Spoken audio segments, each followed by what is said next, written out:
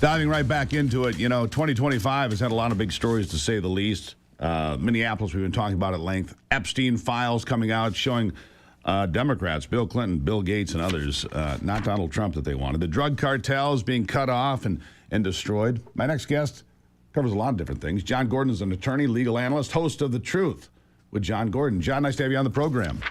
It's good to be with you. Happy New Year. Happy New Year to you, my friend, and I hope 2026 is a good year. Looks like the economy's going to shape up nicely. I know you're not an expert on Minneapolis, but good golly. It is the talk of the town. You said you had the chance to meet Nick Shirley here recently. This guy deserves a percentage. If he finds $9 billion of fraud in Minneapolis, this guy deserves a cut of the take because he saved the taxpayers so much money. That's my opinion. He should get a reward, an award. He should be recognized. And this is the big thing for me, John. The New York Times didn't cover it, nor did the Washington Post or CBS or ABC or NBC. They all knew about this. This has been going on for years and years. What's your take? My take is that they're in on it.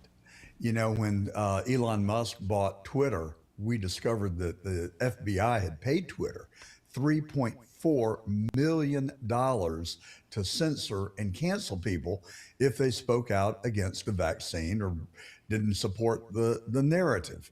Right. Then we found out that Politico collected $10 million for subscriptions that sold for $75,000 to $100,000 a piece to people inside the federal government. We also learned from an heir of the Cox organization that owns the Atlanta Journal-Constitution, the Dayton newspaper, and 350 radio stations across the country. I don't think they're going to carry me on their stations, but I'm guessing not. that Cox has contracts with the Department of Defense. Yeah. A media automobile company? Really? So they're well, John, let me jump in there. Let me tell you a money. quick story here for people that don't know. George Soros bought Odyssey out of bankruptcy late 2024. It was fast-tracked by the Federal Communications Commission, FCC, fast-tracked it. He bought 225 radio stations, including WWJ in Detroit as an example, not too far from me. So he controls what's called the Michigan News Network. He controls top-of-the-hour news across Michigan and many other states. Now, on the 1st of December, I lost 3 stations. 3. Because now Soros is going out and doing licensing agreements and replacing talk hosts like myself with sports talk. Now, I still have 25 or 30 stations. Doesn't really impact me, but the fact that he's out there silencing people because he's got a big checkbook is just another part of the problem, John. Silencing people like you and me. Well, I think, if I had a dream, it would be that we all get back to our roots, that we return to Judeo-Christian beliefs, and that we support our Constitution. Now, we do have the freedom of speech guarantee in the Constitution, but that only applies to government. But if you own a radio station, you have a license from the government, and I just don't think you should be allowed to cancel people because you don't like their political opinions. So I would call for the FCC to take a real close look at that, because I think that is an extension of government, and I think the application of freedom of speech would apply. I would agree with that. Free speech is important. But that's what's happening in this country. You've got people that are controlling the airways, but not so much. Do you think, as I look back, I think Elon Musk purchasing what was Twitter and making it X was a sea change, because we learned these things. Plus, you have the ability of people like Nick to go out there and say, look, here's what's going on fraud-wise, and get 125 million views. That never would have happened on the old Twitter, would it? Well, never would it have happened. And just look at how, I'm old school because I am. And we would have lost this country if Trump had not been elected. We were very close to it, in my opinion, in 2024. And it's only because of the internet and Elon Musk that we were able to save our country. And you look at what that one person did.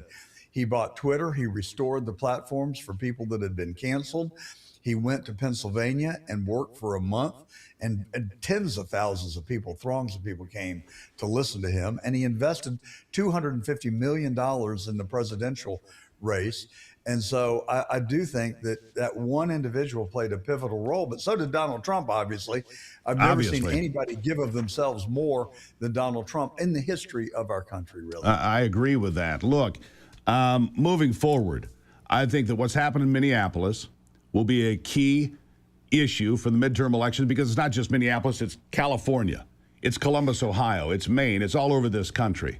And fraud, if you think that the government of Minnesota was a good mark for the scammers, the federal government is an easier and bigger mark. Billions and billions of dollars being foisted out of our treasury by people pulling games and stunts and things like that. But let me shift gears real quick because I wanted to touch on this Epstein thing.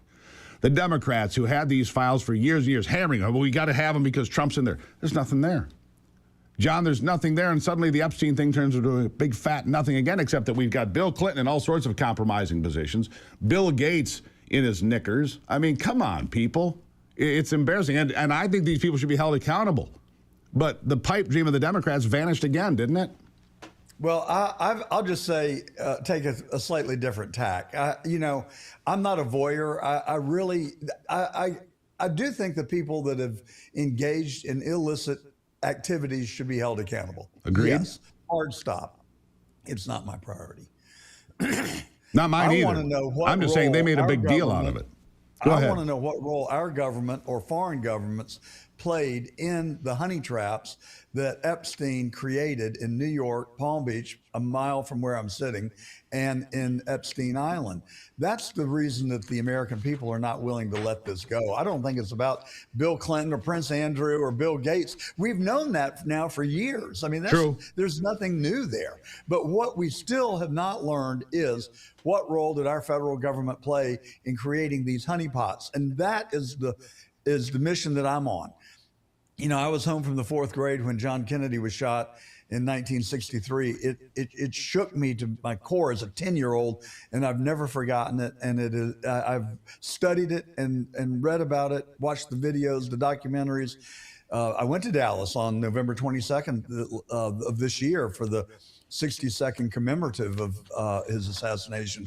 And I talked to witnesses. I talked to Lee Harvey Oswald's mistress. I talked to the granddaughter of the lady who owned the rooming house that Oswald stayed in. I talked to a guy that has traced the steps of Oswald. There is no way that Oswald was the assassin. I don't think he was even the assassin. What I do believe is that our own federal government killed the 35th president of the United States, and that Hoover covered it up. I want them tried in memoriam and their names ripped off the buildings that recognize them because they will we ever know, John? Not deserving. They're corrupt as hell. Will we ever know? I mean, more books have been written on that assassination than just about anything else in American history. Look, I think we do know. I think we know beyond. I think there's more circumstantial evidence than enough circumstantial evidence to convict LBJ, Allen Dulles, and J. Edgar Hoover, and a host of other people. All you really have to do is just approach it with an open mind and question the official narrative. The Warren report was a hoax. But here's the point I'm trying to get to. They continue to do this stuff. And November 22nd, 63 proved that if you're in power, you can literally get away with murder of the president of the United States. So I call it trickle-down ethics and values. And so we're still doing this stuff. I want to know, what took down Building 7? I want to know that too. And John, I got to leave it there. You got 10 seconds. Right. Tell them where they can find you. You can find me on johngordon.tv. All of our past episodes are there. And you can listen every Saturday and Sunday from noon to 2 on the John Fredericks Radio Network. You can find us on Get or Rumble, YouTube. Got to leave it there, John. Happy New Year. Good stuff. Thank you. All right. Thank you, Steve. Bye.